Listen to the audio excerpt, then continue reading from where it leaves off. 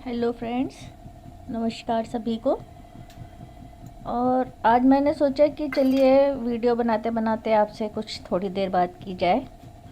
बहुत दिन से वैसे भी फूड वाला वीडियो बनाया नहीं था, तो सोचा वीडियो भी बनाऊं और बात भी करती जाऊं। और कहानी सुनाती हूँ आपको एक कहानी। तो खैर हम सभी ने सुनी है बचपन में। बचपन के हमें आज भी कहानियाँ सुनना पसंद है। और आप लोग कमेंट में बताइएगा कि सबसे पहले कहानी आपने बचपन में कौन सी सुनी थी। बचपन की तो बहुत याद नहीं रहती है, लेकिन जैसे मैं अपनी बताती हूँ तो हम लोग ने बचपन में सबसे ज़्यादा एक कहानी, एक तो कछुए और खरगोश वाली सुनी है, एक बंदर और मगरमच्छ वाली सुनी है। वो शायद सभी ने ही सुनी है, वो सभी बच्चों ने सुनी है। तब हमको पता नहीं था ये पंचतंत्र और जातक कथाएँ हैं, लेकिन ये हमने सब ने सुनी है। और हमेशा हर दौर में हमको कहानी सुनना अच्छा लगा है। कहानी के सब्जेक्ट बदल गए, लेकिन हमको कहानी सुनना हमेशा ही अच्छा लगता है। आज भी अच्छा लगता है। आज भी कहानी सुनने को मिल जाए तो हम अगर कहीं आ रही होती है तो सुनते ही हैं। मैं अपने पर्सनल तो बता रही हूँ कि मुझको कहानी सुनना आज भी पसंद है। और हम सभी लोग देखिए, हम फिल्म देखते हैं तो फिल्म क्या होती है, वो भी तो एक कहानी तो होती है। उसको भी तो हम, अगर कहानी अच्छी नहीं हो तो हमको फिल्म पसंद नहीं आती। तो आज भी तो हम कहानी देखना पसंद करते हैं ना सभी लोग। तो मैं सुनाती हूँ कहानी आपको कि एक जंगल था, बड़ा भयानक जंगल था, एकदम निर्जन। दूर दूर तक वहाँ पर कोई नहीं था। निर्जन से आप समझ ही गए, निर्जन, सघन और भयानक जंगल था। ठीक है ना। और वहाँ पे एक रास्ता भी गया था उसके बीच में से। रास्ते मतलब हाईवे नहीं, लेकिन हाँ एक रास्ता गया था दूसरे गांव में जाने के लिए। वो रास्ता गया था जंगल के बीच में से होकर। तो खूब घना जंगल था। वहाँ पे एक आदमी गुजरा वहाँ से, तो उसने देखा कि एक तख्ती लगी है वहाँ पर। एक तख्ती, बोर्ड लगा हुआ था लकड़ी का। उस पर लिखा था कि फल तोड़ना मना है। तो ऐसे इसमें इसे फल तोड़ना मना है इतने सघन जंगल में, और दूर दूर तक जहाँ फल के पेड़ तो मतलब दूर दूर तक नहीं थे, और एकदम बीहड़ टाइप का जंगल था। देखा फल तोड़ना मना है तो बहुत आश्चर्य हुआ। फिर उसने थोड़ा इधर उधर निगाह दौड़ाई तो थोड़ी दूर पे उसको एक झोपड़ी दिखाई दी, और पगडंडी से बनी थी। मतलब रोड जो रास्ता था मेन, जो एक दूसरे गांव से जाने का, और उसी से ऐसे सड़क से उतर के छोटी सी पगडंडी बनी थी जो उस झोपड़ी से आती थी। वैसे ही पगडंडी जैसी हम लोग सीनरी में हमेशा बनाते रहे हैं कि एक झोपड़ी और उसका एक प्राइवेट रास्ता, जो हम सभी की सीनरी में एक होता था। तो उस आदमी ने कहा चलो जाके पता करता हूँ।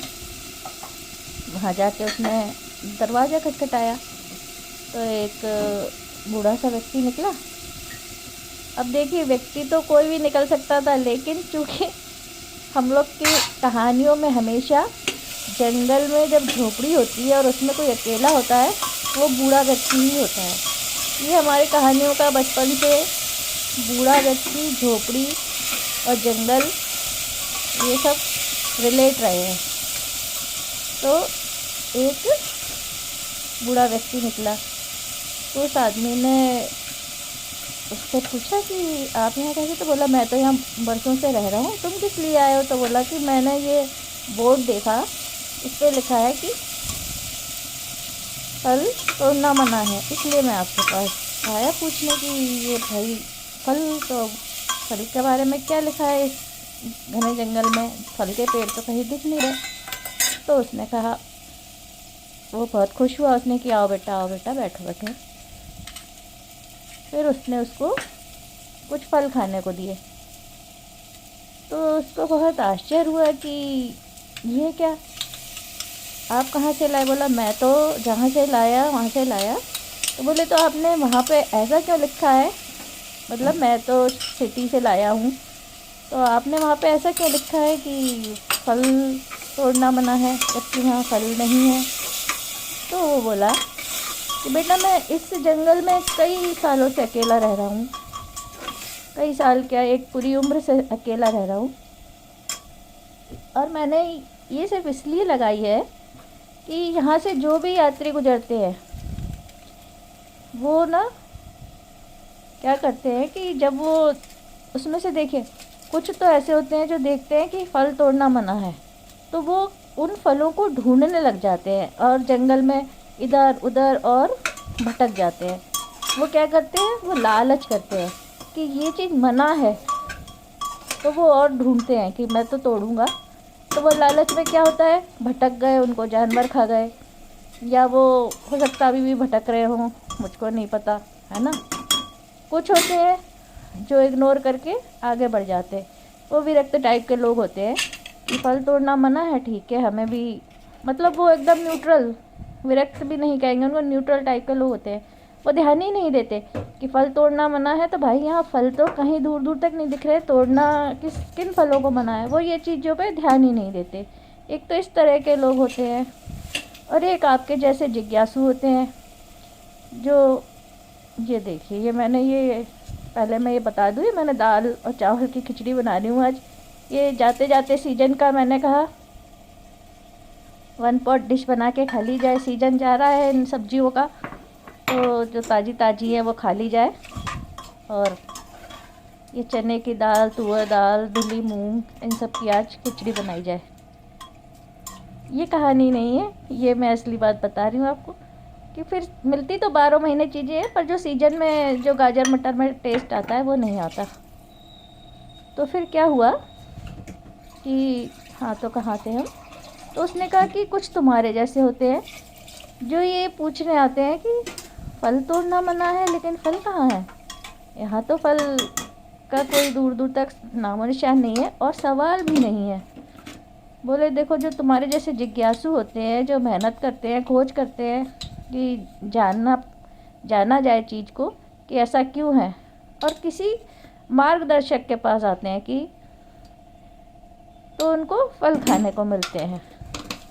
मार्गदर्शक से मेरा मतलब यहाँ पे जैसे हमारे जीवन में कि हमारा गुरु से तात्पर्य है कि या तो हम एकदम बस न्यूट्रल होके और जिए जा रहे हैं, ना अच्छा ना बुरा, ना हमारा कुछ भला हो रहा है, ना कुछ किसी भी प्रकार का हमने प्रयास कर रहे हैं। कुछ इस तरह के लोग होते हैं, जिए जा रहे हैं, बस जिए जा रहे हैं। देखिए ये भी खिली खिली सी बनी हुई है। अब इसमें मैं धनिया डाल करके ना इसको दोबारा से 2-3 सीटी और दूंगी। मुझको क्या, ये घुटी घुटी सी चाहिए। पुलाव मेरे को खिला अच्छा लगता है, पर जब खिचड़ी बना रहे हो ना तो वो घुटी घुटी सी अच्छी लगती है। और ये 1 पॉट डिश है, तो बढ़िया दाल, चावल, सब्जी, सबका मज़ा आप एक ही उसमें ले लेंगे। तो ये देखिए क्या बढ़िया तैयार हुई है। तो वो बोला जो तुम्हारे जैसे लोग होते हैं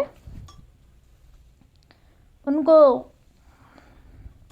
फल खाने को मिलते हैं, जो जिज्ञासा करते हैं, जो गुरु के मार्गदर्शन लेते हैं, गुरु की आज्ञा का पालन करते हैं। ईश्वर, गुरु, जिनको भी आप एक अपने उसको मान के चलते हैं, हर कोई। तो इसलिए मैंने बेटा ये लिखा कि, और कुछ लोग लालच में जो भटक गए, जिन्होंने ये मतलब बिना सोचे समझे बस कि कहाँ है फल, ढूंढता हूँ, है ना, वो भटक गए। हम लोग भी इन्हीं 3 प्रकार के लोगों की तरह आचरण करते हैं। तो ये थी मेरी इंस्टेंट कहानी। इंस्टेंट खिचड़ी के साथ, नई कहानी के साथ फिर से मिलते हैं। Thank you, bye bye.